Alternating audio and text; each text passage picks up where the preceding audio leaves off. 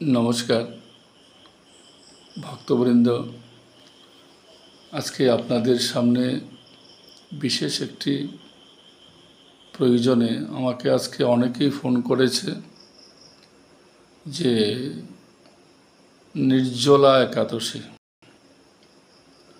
তো নির্জলা একাদশী করব, ঠাকুরকে তো ভোগ দেব, ফল আদি কি গ্রহণ করব না একবারে জল না খেয়ে থাকবো, কোনটা? তো দেখুন, একাদশী ব্রত করা মানব মাতৃ কর্তব্য এবং বৈষ্ণবরা তো অবশ্যই করবেন। তো এই নির্জলা একাদশী নিয়ে অনেক জল্পনা কল্পনা আছে। দেখুন শাস্ত্রে কি বলছে, যে একাদশী ব্রতের বিভিন্ন নিয়ম আছে এবং বিশেষ করে পদ্মপুরাণে এবং হরিভক্তি বিলাসে স্পষ্টভাবে বলেছেন যে নিরাহার এটাই হচ্ছে একাদশীর মানে প্রধান লক্ষণ। তো এর মধ্যে অনুকল্প কিছু করে থাকি, আহার করে থাকি, যেহেতু আমরা আহার না করে পারি না। তো নির্জলা একাদশী বিষয়ে শাস্ত্রে যে বর্ণিত আছে আমি আপনাদের সামনে তুলে ধরছি, যে নির্জলা একাদশী করলে তাকে সারা বছরের যত একাদশী আছে সব একাদশী ফল পেয়ে থাকেন। তো যারা একেবারে করতে পারেন না একাদশী, তারা একটি করবেন, নির্জলা করবেন, এরকম বলা আছে। দেখুন আমি শাস্ত্র দেখে আপনাদের বলছি।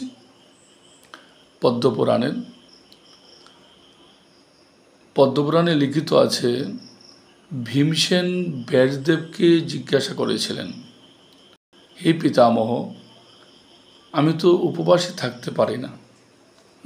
ভীম বলছেন আমি উপবাস থাকতে পারি না, এখন আমি কি করব? হে প্রভু, বহুপ্রদ একটি ব্রতের বিষয় আমার নিকট প্রকাশ করুন, যাতে আমি যেহেতু উপবাস থাকতে পারি না, বহু ফল পাবো, যে কোনো একটি ব্রত আমাকে বলুন। তো ব্যাসদেব কি বলছেন, যে জ্যৈষ্ঠ মাসের শুক্লা একাদশীতে তুমি যদি জল পর্যন্ত পরিত্যাগ করে তুমি উপবাসে থাকতে পারো। তো সূর্যোদয় হতে অপর সূর্যোদয় পর্যন্ত একবারে 24 ঘন্টা তোমাকে উপবাস থাকতে হবে, জল পর্যন্ত তুমি গ্রহণ করতে পারবে না। তো হে ভীমসেন, এইরূপে ব্রতানুষ্ঠান করলে যে পুণ্য সঞ্চয় হয় তা বলছি। হে বৎস, শঙ্খচক্র গদা পাণি শ্রীহরি আমাকে বলেছিলেন, সম্বৎসর মধ্যে যত একাদশী আছে এই ব্রত করলে নিঃসন্দেহে তৎসমস্তের ফল পাওয়া যায়। অর্থাৎ সম্বৎসর বলতে 1 বছর, 1 বছরে যত একাদশী আছে সব ফল পাওয়া যায় তুমি যদি একটি একাদশী নির্জলা করতে পারো। তো ভীমসেন এই জন্য এই জ্যৈষ্ঠ মাসের যে শুক্লা যে একাদশী, সেই একাদশীতে তিনি নির্জলা একাদশী করেছিলেন। যেহেতু তিনি উপবাসে থাকতে পারবেন না, অসমর্থ, তাই একটি করে সবগুলি ফল তিনি লাভ করেছিলেন। তো আপনারা যারা প্রত্যেকটি একাদশী করছেন, তো কৃচ্ছতা ধারণ করে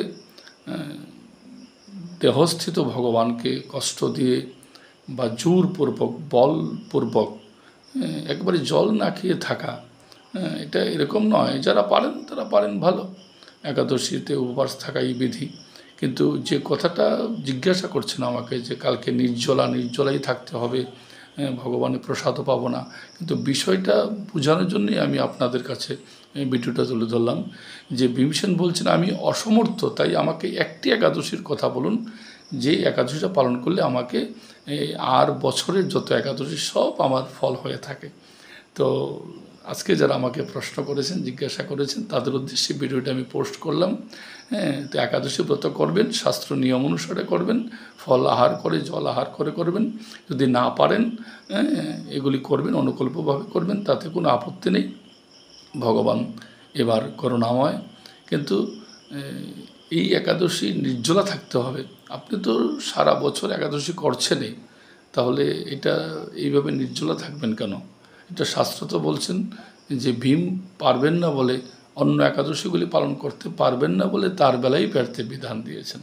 নমস্কার, একাদশী ব্রত পালন করুন, শ্রীহরি নাম কীর্তন করুন, এটাই আমাদের একমাত্র অবিধেয় এবং ভক্তিমার্গে অগ্রসর হতে গেলে এগুলি আমাদের অবশ্যই করণীয়। নমস্কার, খুব সংক্ষিপ্তভাবে ভিডিও আপনাদের কাছে তুলে ধরলাম। নমস্কার, শুভরাত্রি, সকলে ভালো থাকুন।